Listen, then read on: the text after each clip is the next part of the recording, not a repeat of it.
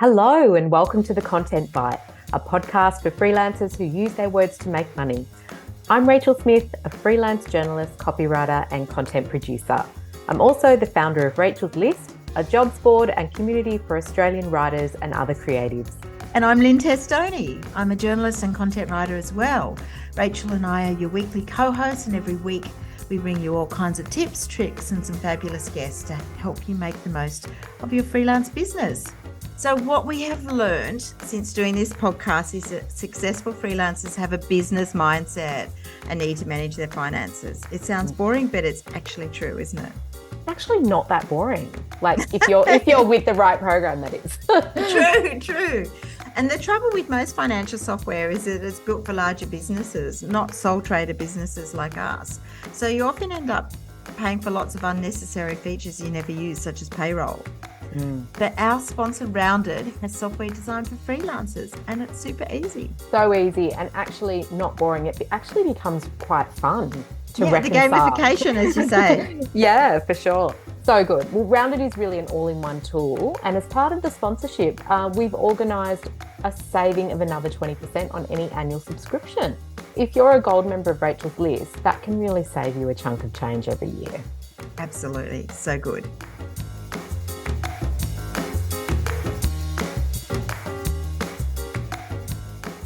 Hi, Rachel. I'm so excited about today's episode. We're such big believers in creating profitable and sustainable freelance businesses. We like talking about money, which is rare. We love money. Today's guest is an expert in doing just that. Yes. We have Justine McLean on the pod. We've just been talking a bit off air, and she used to be a Rachel's List Gold member, but she's also a financial educator, and she was a content writer, but has moved into financial education. And she's got some really great tips for freelancers and small business owners. Yeah. Shall I tell you about Justine? Yes, please do. And then we'll get her in the hot seat. Justine McLean is a respected mentor, author, speaker, and financial educator, helping business owners increase their financial literacy, build solid financial foundations, and create profitable and sustainable businesses. With 30 years of experience in small business, Justine is sought after for her practical, tailored, and proactive approach to business. Her new book, Business Money Magnet, is all about how to master your money, boost profitability, and be the boss of your financial destiny. Welcome, Justine. Thank you so much for having me. I think there's about 6 degrees of separation between us. Yes, it's so good. Yes. My book title, Become a Business Money Magnet. As I was saying to you off air, I know that for a lot of people listening, particularly us creative, soulful types, money is not the sexiest topic in the world, because not too many of us started our business to cross those T's and dot those I's when it came to money. So I thought, I can't call it Business Finance 101 or something. Or people just go finance and get walk past. So I'm a business money magnet. I think I'm teaching you all the ways to get more money in your business, and doing it with some basics in there as well. So amazing. It's great. Yeah. So I'd love you to tell us a bit about your background and what you're doing now, because there's a great story at the beginning of the book about, which I've been lucky enough to read, but it's a great story and I'd love you to share it with the listeners. Yeah, absolutely. Look, I've been a business owner for 30 years, and I started my business to essentially take care of my newborn baby, and I was working in publishing at the time. Definitely my first love in publishing, and I just traded my time for money. Sent the invoice, somebody paid me, fantastic. Didn't have to worry too much about finances, which was a great thing because I barely passed maths at school. Like I said, creative at heart. But then my hubby and I opened retail stores in 2002. We had a couple of retail stores, e-commerce business. And I spoke to an accountant at the time because we divided the jobs. I ended up with finance. And my accountant, her advice was simply make sure you register for all the taxes and don't spend more than you earn. So I thought, how hard could it be? There you go. Ticked. And so here I am, being really good, looking after all the money. And when our first return came back, we had a $42,000 tax debt. Oh, God. Children under 7, both of us full-time employed in this business and zero savings, absolutely zero. Turned out many years later, I found out, or probably, 12 months later, I found out that it actually was an accounting error, not my error. So I wasn't as bad at money at the time as I kind of was telling myself. But I just, after feeling that paralysis of thinking, right, where am I finding this money from? Is this going to ruin us? Do we have to sell our house? I think I realized that I just had to learn about the money. I mean, I was very much that I don't do numbers person, but I thought that's done me no favors. And if I don't get educated about this, I'm going to be in the same position in 12 months' time because I don't understand what went wrong. So I did, all the education, 1,000 hours of BAS training, supervised BAS training. Don't recommend that.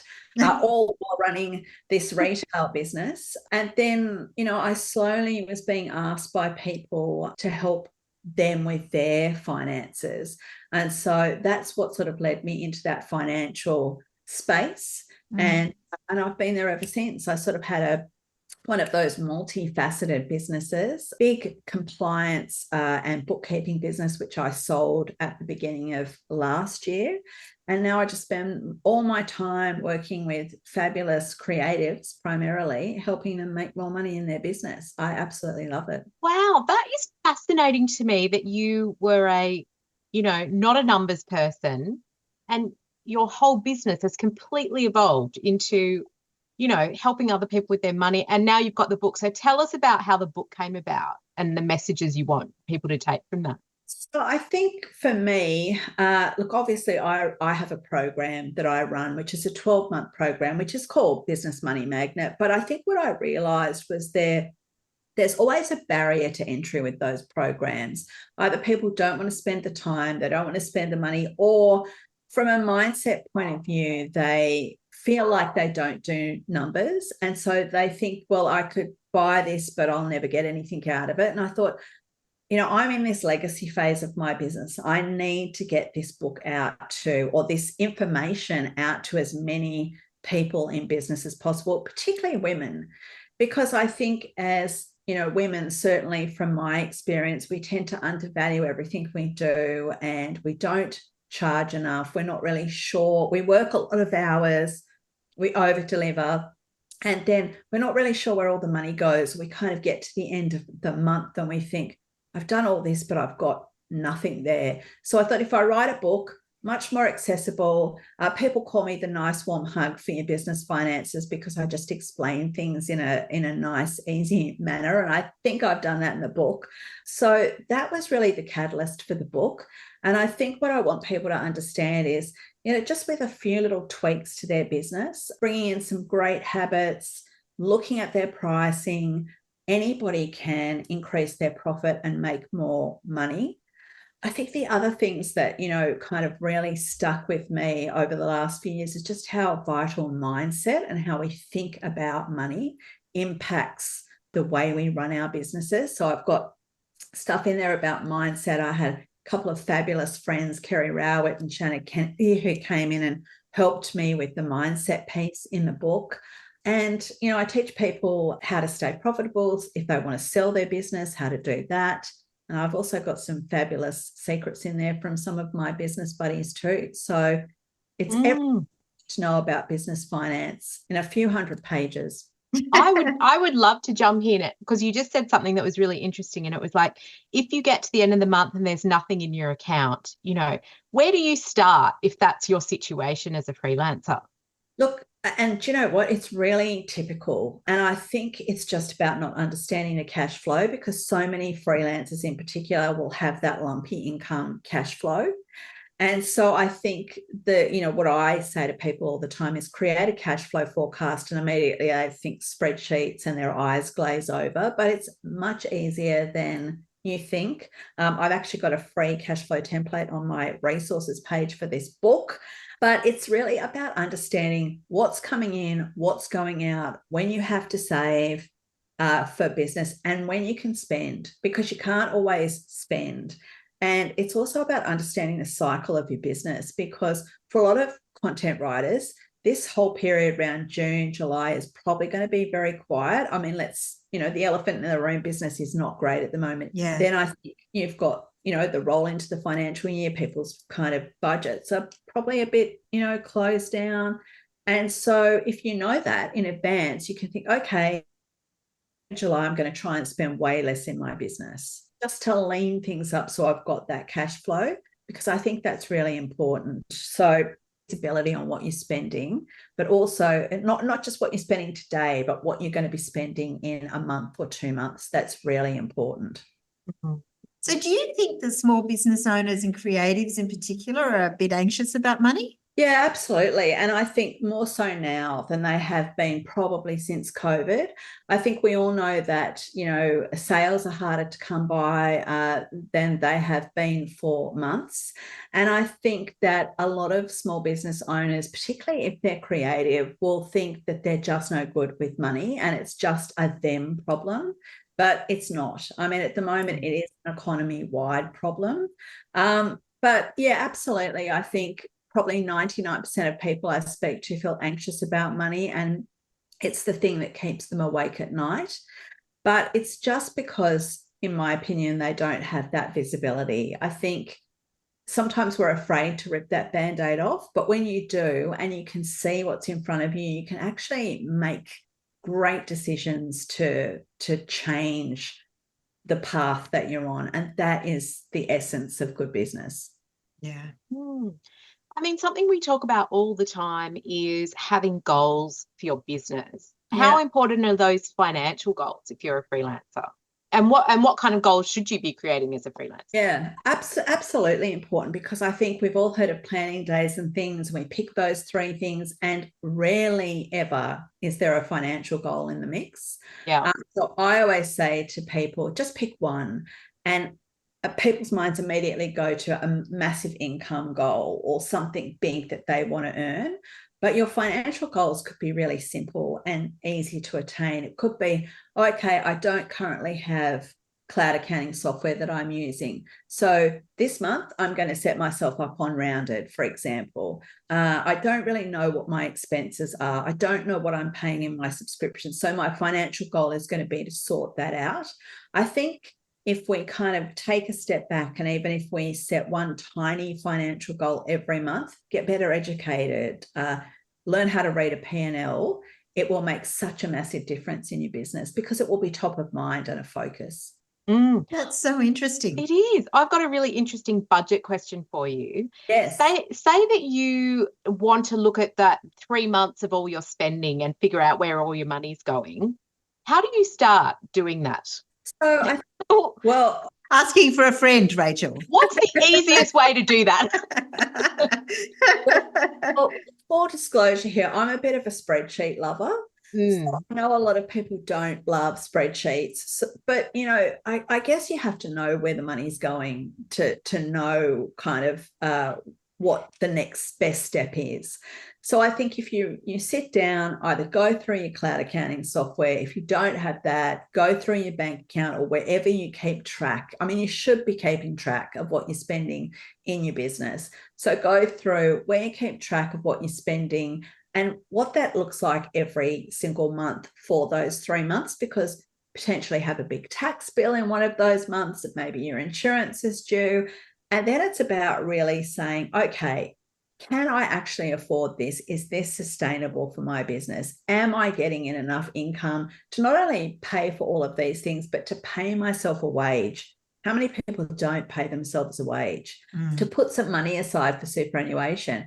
And if the answer is no, and you're going to pretty quickly work that out just through, keeping a simple spreadsheet or a simple list of what your expenses are, then you need to do something about it. And I think part of the issue we have with small business in particular is our expenses are hidden in a lot of different places. Some might be, on our phone in a way of a subscription that keeps popping up. It could be in PayPal. It might be on a credit card.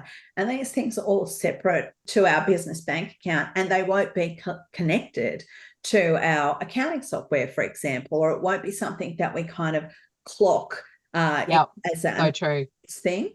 Yeah. So what can happen is you can spend a lot of money on these, hidden expenses, and then it's like, oh, where did all that money go? Because you've got a big credit card bill to pay.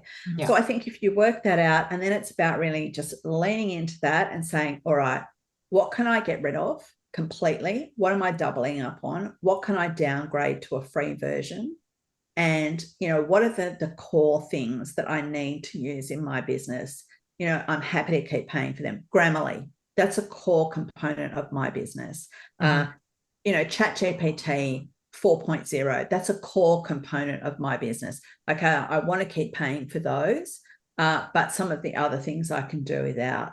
And, and then seeing if your income can sustain that. Interesting. One of the things I really loved about your book is you talked a little bit about success, because I think, and this is going to be a bit of a theme at the summit, because it's about what success means to you. Yeah. It's not necessary. I mean, in freelancing, there's a common sort of like being a six-figure freelancer. And that's not necessarily helpful. I'd love to hear what sort of things people say success means to them with some of your clients. Yeah, look, I started saying this years and years and years ago before it was a trendy thing to say. And that was that, success has to be meaningful for you in this season of your life and business. Because as someone who started a business with one child, then 4 children, now all my children have moved out. I mean, you go through these different stages of your life, and your business needs to fit in with that.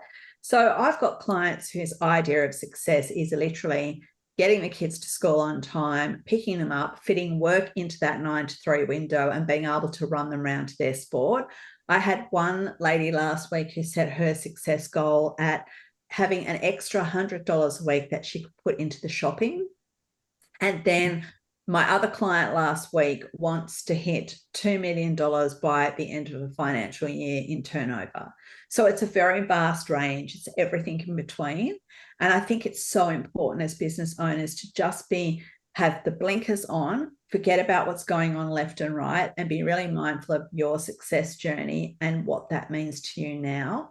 Because we so often compare ourselves to other people. And as you were saying, Lynne, that idea of this, 6-figure business is a good business. Well, for some people, it just isn't, because you don't want to put the hours in to work to get 6 figures. And so I think the other thing to be said is you can see these people spouting this 6-figure or 7-figure business ideology, but you don't know what it takes to run that business, and you don't know what their story is. So forget comparison, focus on you, and whatever it means for you right now, success is so unique. It's the perfect answer. It's interesting. We've touched a little bit on like mistakes that freelancers can make. And I know a really big one, we've talked about it on the podcast before, is not putting your super away and that sort of thing. But what are some mistakes that you constantly see freelancers being tripped up by? The first one is not paying a wage, because they're solopreneurs. They don't pay themselves a wage. So I ran a session last week with 50 business owners, and there were 2 out of the 50 who actually paid themselves a wage. And for some people, the logic is, well, I'm a sole trader, all the money is mine anyway.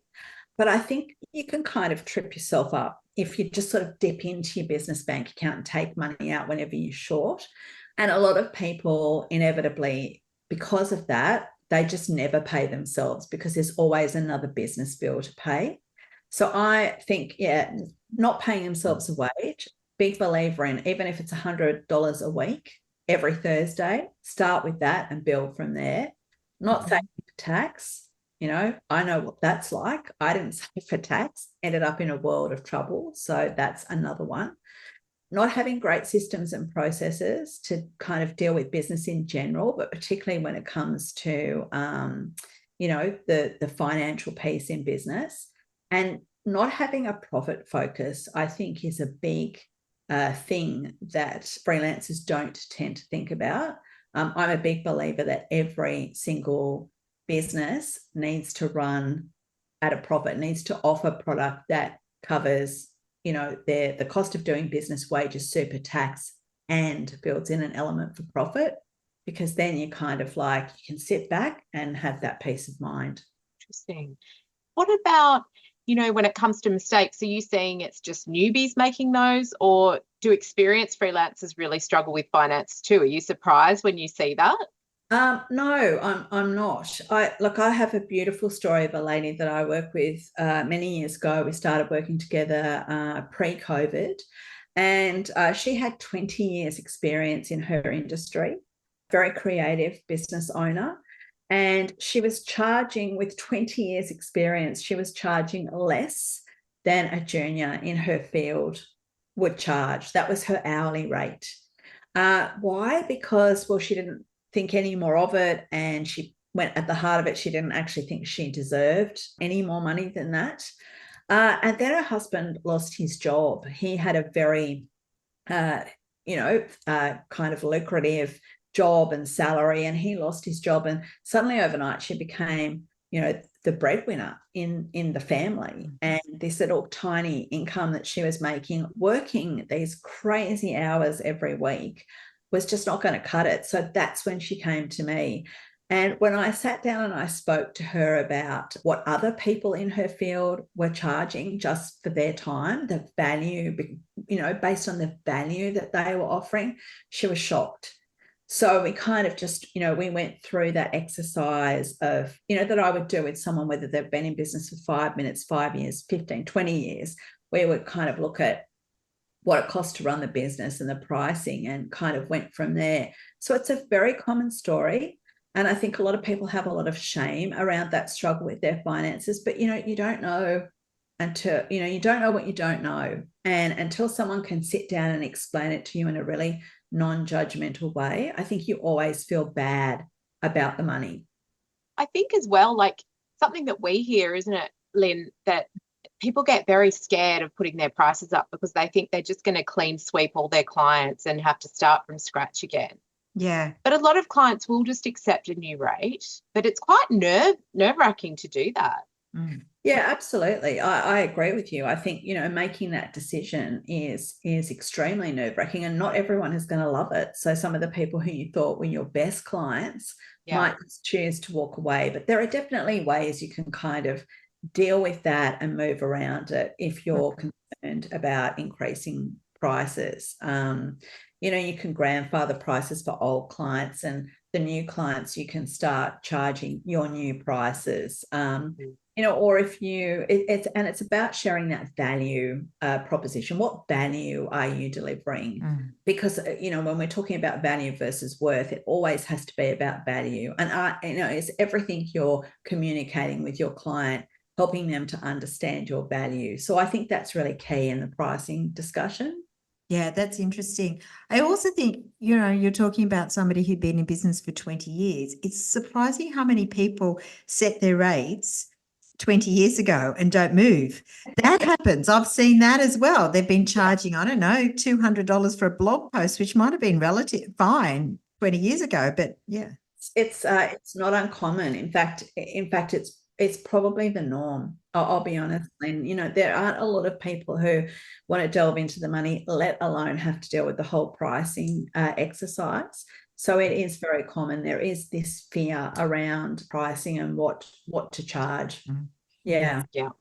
So tell me about some of the financial questions that you're asked over and over again. There must be some recurrent themes, are there? Oh gosh, absolutely. Well, the number one question is, what should I charge? Yes. How do I set my prices? I mean, sure, there are questions like, what are the taxes I have to register for? Or, when do I start paying myself a wage, or when do I start using cloud accounting? There are all those questions, but the main ones are around, what should I charge? And when we have that discussion and I say, you must include profit, then it's very much a question about, well, what's profit? A lot of people don't pay any attention to it, and they don't understand what profit is. And really, it's that money that's left over after, everything else is paid for, including your wages. That's always the conundrum that I see people having on these Facebook groups. Do I take my wages before or after my profit? Well, it's before your net profit, because that's how, you'll have this pool of money left over, and that's the good feeling. That's that unencumbered money you can do whatever you like with. So they're really the main questions that get asked over and over again, but pricing is a massive one. Yeah. There's been lots of rumblings recently about this profit first system. Can you explain that to us?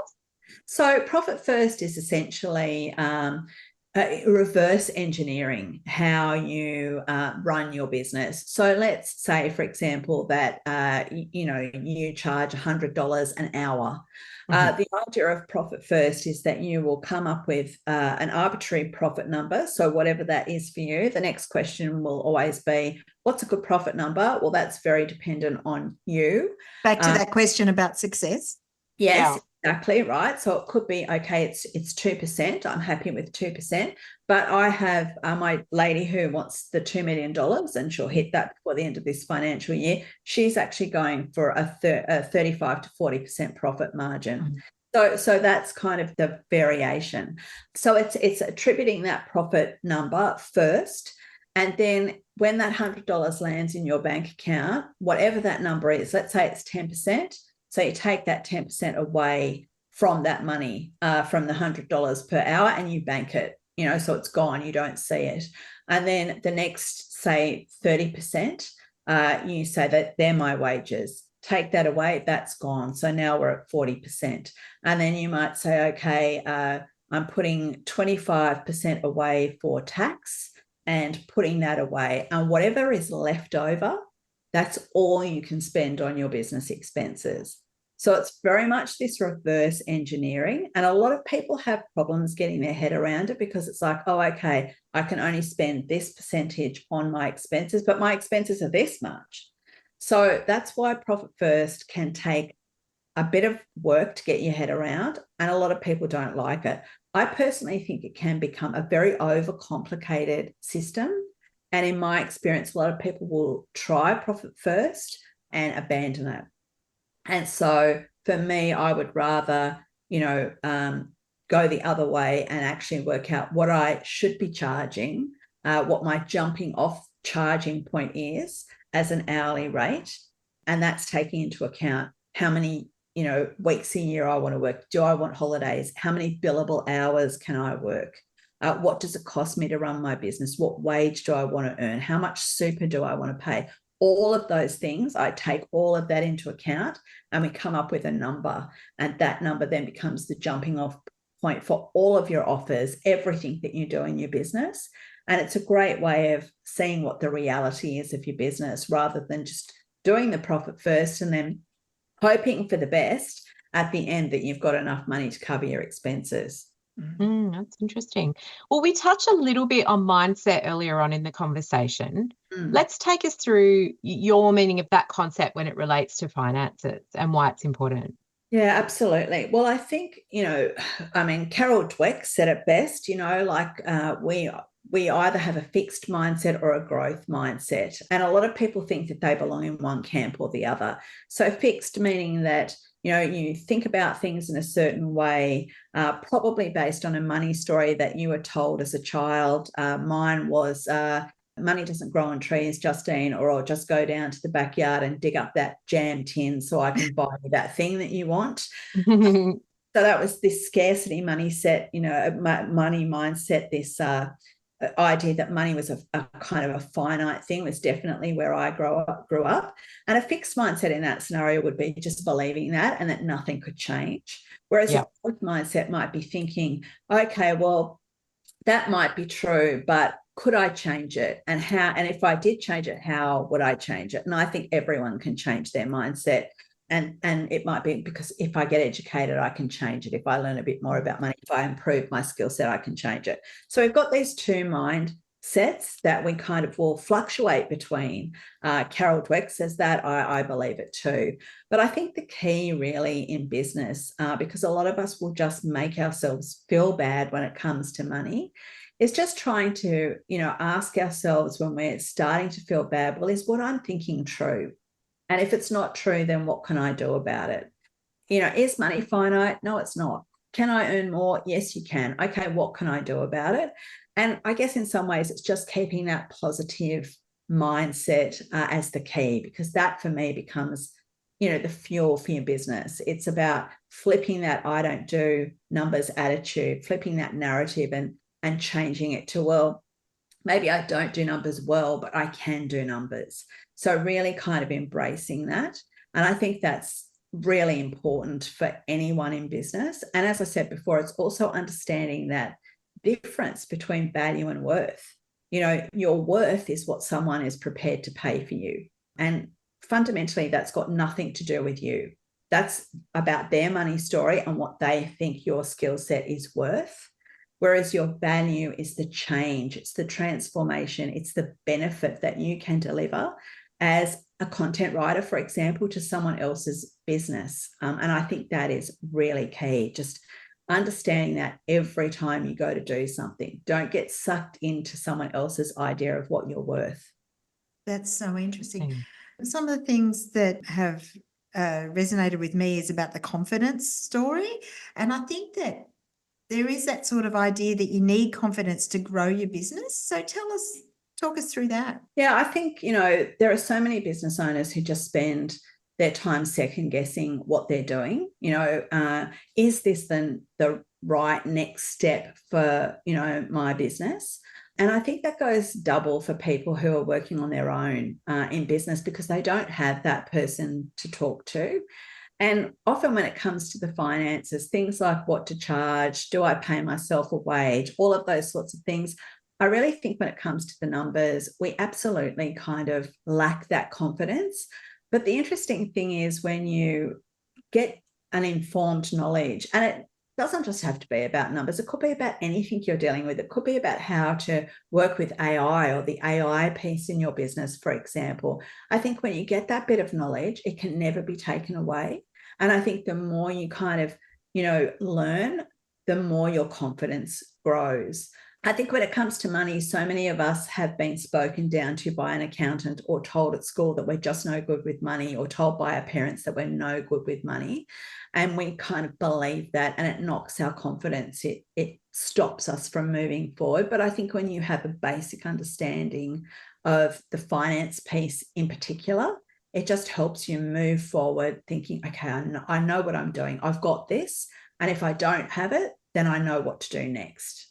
Ask help, you know, get some advice, pick up a book, learn a bit more. Look, I'm sure that you're seeing this with your clients, you know, how it's been this really tricky financial start to the year. And, you know, so many freelancers are talking about it on social media. They're talking about it in Rachel's list. Do you think that freelancers need to adapt their financial approach in tough times? Look, I definitely think that we all need to adapt our approach. I don't think any business has been left untouched by what's going on now. And so I think for all of us, it's really about monitoring what we're spending our money on. You know, where can we lean up our business? Where can we save on some of our expenses? Even if we think we need all of these things to run our business, we probably don't. And so it's about, you know, looking at what you need, what you don't need, but more importantly, where can you save? So setting aside half a day, jumping on the phone, do this for your business and your personal life as well, ringing up your suppliers and trying to get better deals. Most people are going to say yes to something. And I think just that alone is going to help you really kind of embrace what's going on now with, you know, and not feel so overwhelmed by the prospect, especially when you feel like you're a bit hamstrung with what you might be able to charge, or whether you need to put your prices up or discount. You know, I'm not a fan of discounting. I think rather than discount, think, okay, how can I offer something that is still going to pay my way, but also going to help my client? So it might be, you know, writing a shorter blog post to compromise on a client, you know, for a client who says, oh, that's a bit expensive. So rather than giving them the 600 words for $600, maybe what you do is you say, well, I could do a 400-word blog post for you for $400. So it's sort of about thinking about, you know, outside the box a bit. Get scrappy, look at what your offers are, see if they're profitable, but also looking at new markets. So perhaps you're a content writer who only writes for pet businesses. Maybe that's what you do as your main thing, but maybe you jump onto Rachel's list and see if there are jobs in other areas that you might be able to take right now just to get the money in the door. Yeah. I'd be interested to know, who are your clients? Are they from similar industries? Are there some common themes? Look, I've got clients all over the world, and they're from different industries, but primarily they're creatives, whether they're interior designers, copywriters, software engineers. I've even got some retailers. But yeah, lots of creatives. I think people know that I understand creatives because I feel like I am one. So yeah. How do you draw them in to you? Like, do you do lots of, marketing or networking? How does it work for your business? Yeah, always marketing. I think what do they call it? Below the line marketing is what it's called, better known as word of mouth. I think that's really big in my business. Obviously, I've got a podcast, so I market through that. I choose strategically where I speak. So I speak at events or I do workshops for people, not all of which are paid because I just want to get in front of an audience. I use EDMs, content out on social media. So there are lots of different ways I market. And I think now you just have to be smart about how you're marketing, so you're not spending a fortune, but you're still keeping your name out there. So interesting. So tell us about your average day, because it sounds quite interesting. What are you working on at the moment? Well, now it's all systems go on the book launch. Of course. But in this stage of my business, I sort of work 2 to 3 days a week. I spend my time either working with my group, my business money magnet people, and we're kind of just, continually working on finance. I do a lot of one-to-one education and strategy with businesses, and, also group work sessions. So I spend a lot of time in doing financial education. And then also I try and be a clever content creator. I don't know if I achieve that, or whether I spend way too much time creating content. It's probably way too much time, if I'm honest. But that's really what my day is. And there's always something interesting to, to kind of deal with in somebody's business, which is fascinating to me. Yeah. What does your 12-month program cover? Like, does it sort of cover different aspects of business and finance? Yeah, so look, primarily it's for people who want to come in and work on their finances. I learned, a while ago that people, they don't want the big bells and whistles launches. If they've got a problem with their money, they just want to be able to come in right now and deal with it. So we welcomed, 12 new people last week who just suddenly all decided that they needed to get their finances sorted. But this term we're working on profit. So there are sort of 8 core modules where people can DIY, go through, do a cash flow, all of those sorts of things, get their pricing sorted, and they can work through that on their own. But I think the magic is in the community, and it's in the Q&A that I run every week. This morning we did end of financial year. There's always something interesting that we're talking about. So we're focused on profit this term, and basically how to get our businesses ready for when this downturn ends, so that we're really well placed to take advantage of the next phase in business, because it will come. It always does. And so I run 28 of those sessions through a year, always in school holidays, because I'm mindful of all the mums out there who like to work with me. And yeah, we do that. We've got some great bonuses in there, but essentially what they've got is me every day for 12 months answering their questions, either in Facebook or, in our Facebook group, or live. And this morning it saved them a lot of money because they all know how to put their tax return together, and they don't have to go to their accountant necessarily. I'm still going to my accountant. I don't want to put my go to your accountant. Obviously, I don't know people's complete financial circumstances, but I've given them some good tips this morning. So amazing.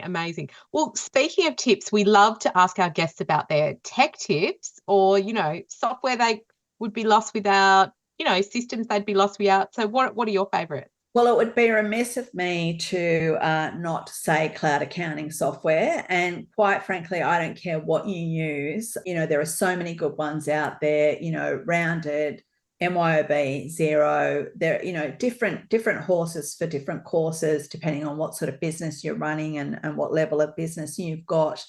But for me, it's cloud accounting all the way. People will often balk at the price or the time and energy it sort of takes them to get it set up. But I think once you've got that software set up, you'll be absolutely thrilled at the time that it saves you. And of course, it's a tax deduction.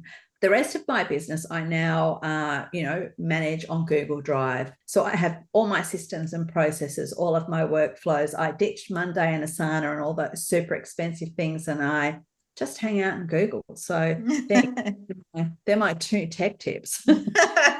Love That's it. so Love it. interesting. So, where can people find out about you and where to buy the book? So my website, JustineMcLean.com, you can come and find out about everything I do there, all of the things I offer. I'm over on LinkedIn, Justine McLean. I'm the one wearing the bright pink jacket. Instagram, I'm at Flossie Files. I know it's my childhood nickname and it's just stuck. So a lot of people now look for Flossie and they don't look for me. And of course, my book, you can head over to my website, JustineMcLean.com /book if you want to have a look in there, or go into your bookshop. If you have a local bookshop, go into your bookshop and ask them to order a copy, because then it'll be stocked on shelves. It's doing quite well on Amazon and Booktopia right now, but yeah, we want to get it into the local regional bookstores, because I'm from a region and I know how hard it is to get those resources. Amazing. Thank you so much, Justine. I'm sure that, this is going to be really useful for a lot of freelancers. So if you are listening and you need help with your money, the book's called Business Money Magnet. We really appreciate your time. It is my absolute pleasure. So lovely to see you both and to be on your podcast. Thank you. Thanks a lot, Justine.